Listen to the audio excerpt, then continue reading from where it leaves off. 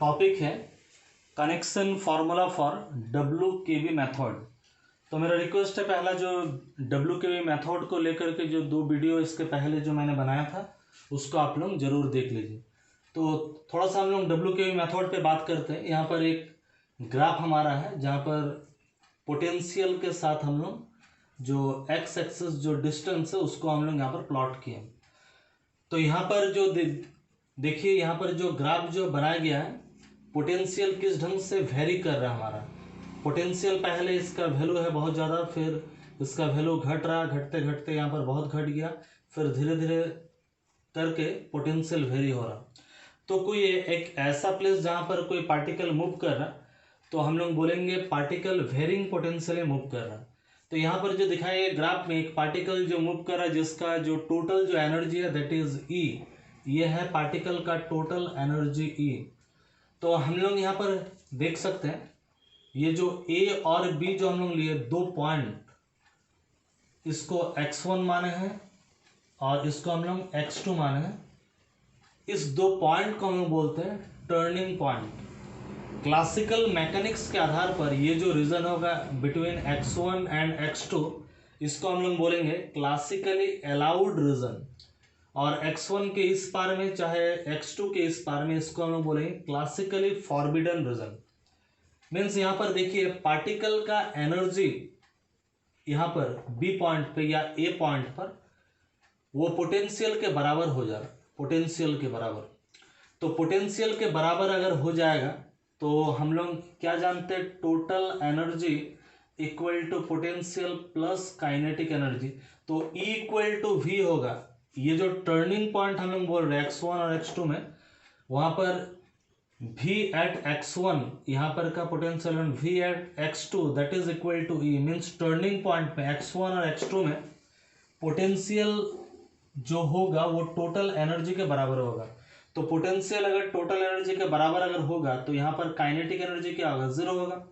तो पार्टिकल इस जगह में पार्टिकल स्लो डाउन करेगा और क्लासिकल मैकेनिक्स के आधार पर यहीं से पार्टिकल टर्न बैक कर जाएगा। यहाँ पर पार्टिकल स्लो डाउन हो जाएगा और पार्टिकल यहाँ से टर्न बैक कर जाएगा। तो ये सब जगह में पार्टिकल का काइनेटिक एनर्जी बहुत ही ज़्यादा होगा, लेकिन जैसे जैसे वो ऊपर जा रहा है यहाँ पर पहुँच रहा, पार्टिकल का काइनेटिक एनर्जी 0 हो जा रहा और टोटल एनर्जी हो जा रहा पोटेंशियल एनर्जी। तो टोटल एनर्जी जब पोटेंशियल एनर्जी हो जाएगा तो पार्टिकल यहाँ से टर्न बैक कर सकता। ये है क्लासिकल मैकेनिक्स का कॉन्सेप्ट।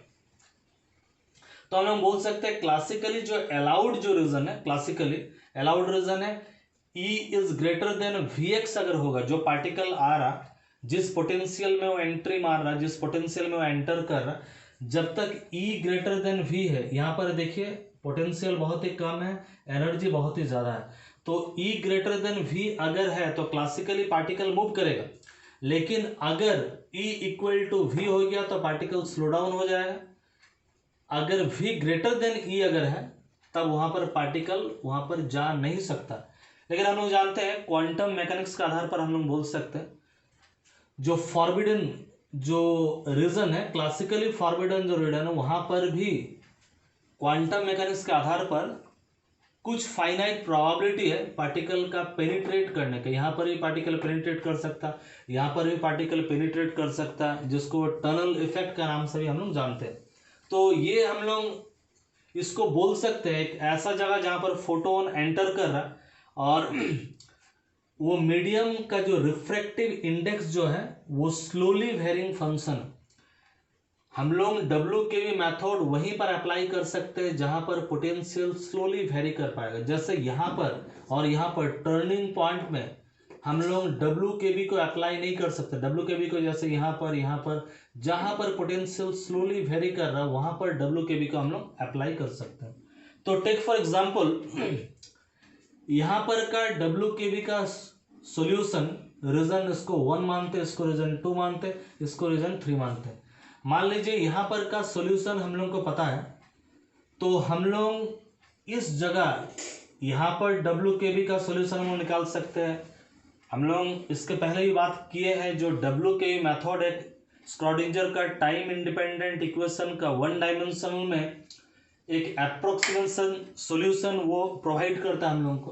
तो यहाँ पर डब्ल्यू के बी का सॉल्यूशन हम लोग को पता है, लेकिन इस जगह में हम लोगों को नहीं पता, यहाँ पर भी स्लोली वेरिंग पोटेंशियल है, तो इस जगह में हम लोगों को नहीं पता है।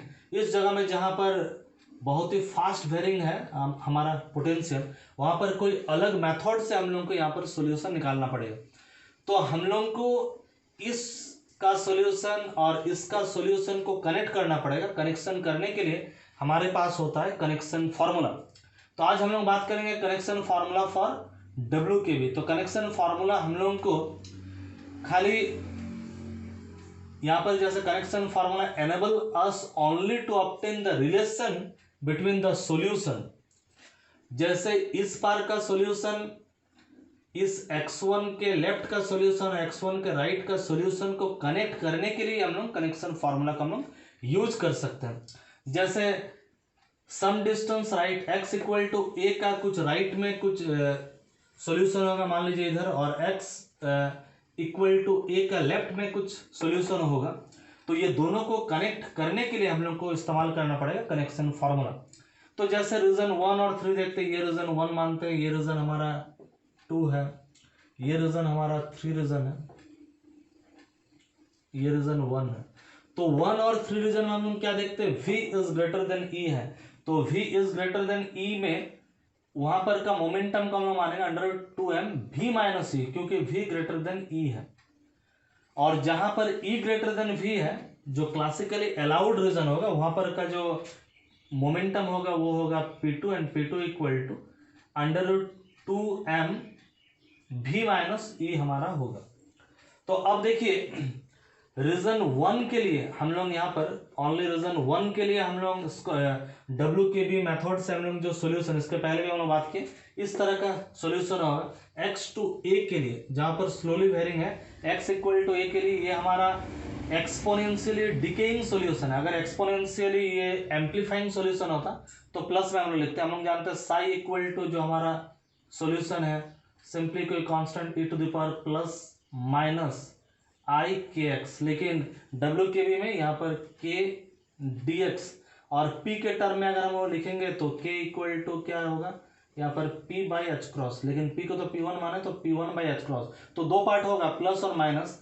हम लोग जब माइनस को लेंगे तो एम्पलीफाइंग जो ये है हमारा जो डिकेइंग सॉल्यूशन को हम लोग लेंगे, और प्लस में अगर लेंगे तो एम्पलीफाइंग सॉल्यूशन को हम लोग लेंगे। तो अब रीजन 1 में इस तरह का WKB का सॉल्यूशन हम लोग लिख दिए।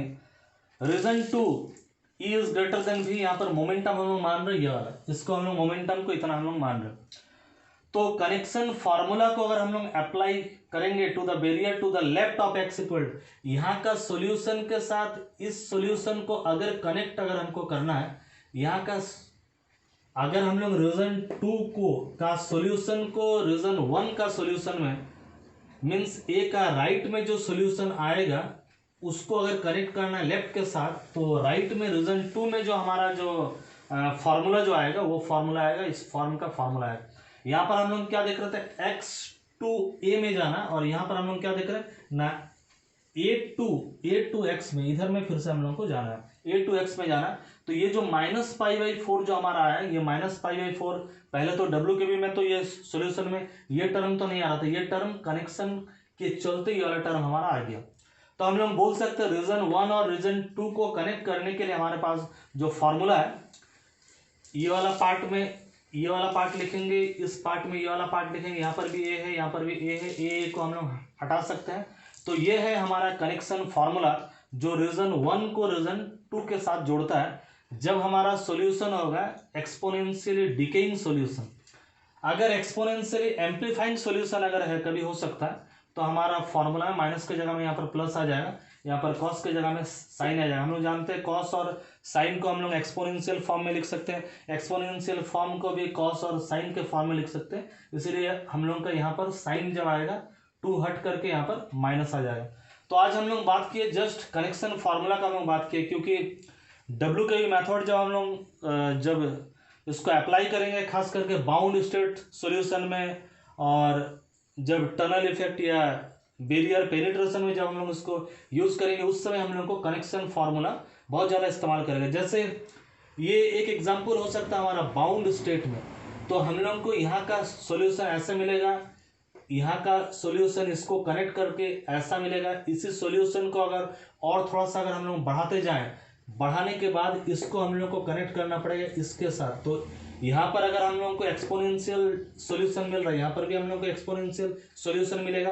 तो ये जो पार्ट को अगर हम लोग बढ़ाते जाएंगे, इसको और थोड़ा सा चेंजिंग फॉर्म में लिखेंगे, π/4 को प्लस माइनस करके फिर जो ट्रिगोनोमेट्रिकल फार्मूला है उसको इस्तेमाल करके हम लोग जो सॉल्यूशन आएगा उसी सॉल्यूशन में हम लोग को कनेक्शन फार्मूला, ये कनेक्शन फार्मूला इस्तेमाल करके जो कॉस का जगह में, इसमें फिर कॉस a प्लस बी के फॉर्म में आएगा। फिर ये जो कॉस के जगह में हम लोगों को ये पार्ट को हम लोगों को लिखना है, लेकिन ये पार्ट तो 1 रीजन के लिए था, तो ऐसा ही पार्ट हम लोगों को रीजन 3 के लिए बनाना पड़ेगा। तो 3 के लिए अगर हम लोग लेंगे तो x to b तक हम लोग को जाना पड़ेगा, और वहाँ पर का भी तो मोमेंटम p1 है, यहाँ का मोमेंटम p1 है, यहाँ का भी मोमेंटम p1 है।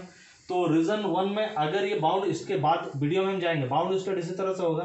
तो रीजन 1 का सॉल्यूशन ऐसा होगा, रीजन 2 का सॉल्यूशन 1 के साथ कनेक्ट करने से ऐसा होगा। 2 का सॉल्यूशन को और थोड़ा सा हम लोग बढ़ाएंगे, बढ़ाने के बाद 2 का सॉल्यूशन को ही हम लोग कनेक्ट करेंगे 3 के साथ। तो यहाँ पर जो कॉस वाला जो टर्म आएगा, इसी कॉस वाला टर्म में हम लोग इस तरह का एक्सपोनेंशियल सॉल्यूशन इसमें हम लोग पुट करेंगे ताकि 3 रीजन को हम लोग जोड़ पाए। और इसी तरह से WKV मेथड के यूज करके ये जो पूरा जो ग्राफ है, बाउंड स्टेट जो कंडीशन, इसको हम लोग व्याख्या हम लोग कर सकते हैं। तो ये अगला वीडियो में हम लोग बात करेंगे। तो आज के वीडियो में इतना ही।